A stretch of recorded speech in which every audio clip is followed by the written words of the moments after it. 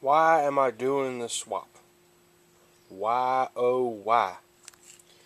Well, several people want to know why I'm doing it for ease and simplicity, and got someone laughing at me because I'm swapping a 6-cylinder in where a V8 was. Redneck Brian, I'm looking at you, bud. But here's an explanation for the 6-cylinder. The V8 I have is totally worn out because previous owners mistreated the ever-loving hell out of that poor engine. Never changed the oil. The thing was pumping maybe 100 psi on all cylinders when it was running. It just was not good. I had to have my foot all the way to the floor to even make 60 miles an hour. It has seen better days. The transmission, why I'm doing the swap to the manual transmission is one, the 300 has a different bell housing than the 351M. The 351M 400, I do believe that is a 335 series engine. Don't quote me on that. But they had a big block bell housing. Very few were made in small block bell housings. So, yeah. And this engine right here is the same bell housing as the 302, which is the small block. So, small block bell housing, small block transmission. Yeah, I'm going away from the big block trains to the small block trains, but you know what? For the stuff I do, it'll be fine because I ain't gonna have no big block behind it.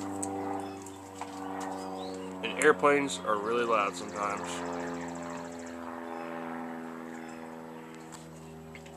Anyways, let's see here. Manual steering and power steering. The power steering on this truck, the seals, you could pour in a gallon of power steering fluid, and it would on the ground, just that quick. It was junk, because previous owners mistreated it. Basically, I bought what I thought was a good running truck and turned out to have a lot of little problems, which turned out to be big problems. But you know what? I don't care because this means I have a good frame, so I've told. Relatively good looking truck, and I can build it to however I want. Let's see here, what was another thing? Distributor. Poise distributor. This is your electronic ignition box. You don't know when it goes out. Your engine just starts running like crap, and you think it's vacuum lines, carburetor messing up, ignition wires, spark plugs messing up, and then you toss $80 into one of them boxes, and it's like, oh wow, the vehicle runs again. Runs like it should. I've been there. It sucks. I'm going to do a teardown on that V8, and you'll see what I mean by the condition that engine is in compared to the 6-cylinder. This 6-cylinder is in so much better shape. Damn minivans. What else was there? What else? Oh yeah, another reason for the manual transmission swap. It's got a lower first gear than the C6, which will allow me to pull off easier. Especially with the 275 gears in the rear. With the 1-to-1 third gear, which is also in the C6, as the 3-speed here. I'll have the same, you know, at 55 miles an hour. I'll have the same, you know, running such and such RPM. Except I will not have a torque converter to slip, so I will actually get better mileage. These engines with 4 speeds and 275s have been known to get anywhere from 14 to 25 miles to the gallon. I have never seen a 351M run 20 miles to the gallon, so that should be rather obvious.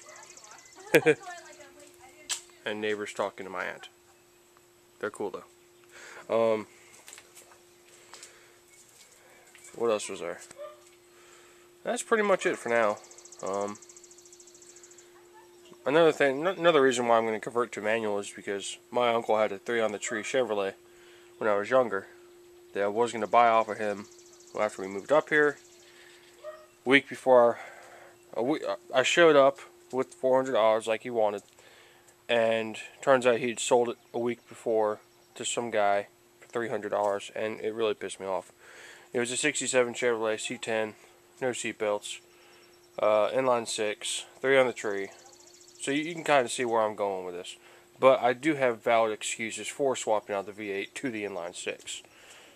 Not just for nostalgia and go, hey Uncle Toot, I got the Ford version of your truck.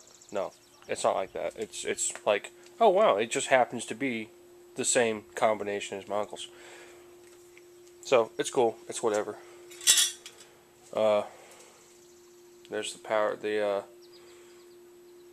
steering column that's going to be going in here. All this stuff is out of an F100. But yeah, for ease and simplicity, I had a stupid moment, and I was going to swap out the power brakes for manual brakes, and then I drove a non-power brake equipped truck and came to my senses. That's all I'm going to say. But yeah, ease and simplicity. You know, less things can go wrong with a clutch than an automatic transmission. I've been there, and it sucks. So, with all that said, I'm going to get busy scraping away this 30-some years of grease and grime and dirt, and tearing apart that V8 in the backyard.